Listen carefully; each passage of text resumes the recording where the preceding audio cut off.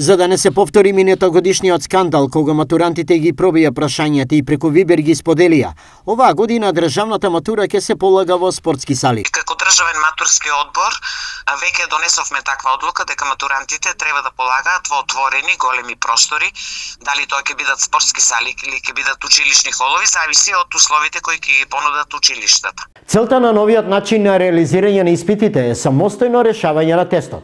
Но, како државниот испитен центар ќе го реализира тоа и во новите услови? Па и досега беа забранети. Не беше коректно носење на мобилни телефони и споделување на прашања и одговори. И сега ќе биде така, значи се размислува да бидат оставени мобилните телефони на сигурно место, за да учениците самостојно го решат тестот за матура. Работна група на Државниот испитен центар во кој учествувале и представници од Министерството за образование и наука ги контактирала сите средни училишта и собрала податоци за нивните просторни услови. И според нив, најголем дел од училиштата имаат доволно големи простории за своите ученици.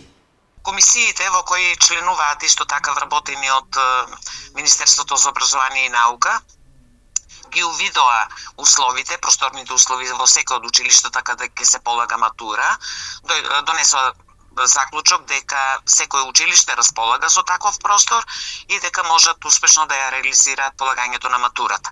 Околу блокатори на мобилни, тоа прашање не е ниту на ДИЦ, ниту на МОН, ниту на Државниот матурски одбор, сепак тоа прашање треба да се регулира на повисоко ниво, односно од други органи. Ние немаме такви ингеренции да поставуваме блокатори на мобилните телефони. Двата екстерни испити од државната матура во јунската сесија годинава ќе се полагаат на 1 јуни. Задолжителниот испит од македонски, албански и турски јазик и литература и на 8 јуни изборниот испит математика, англиски, француски, германски и руски јазик, филозофија и естетика.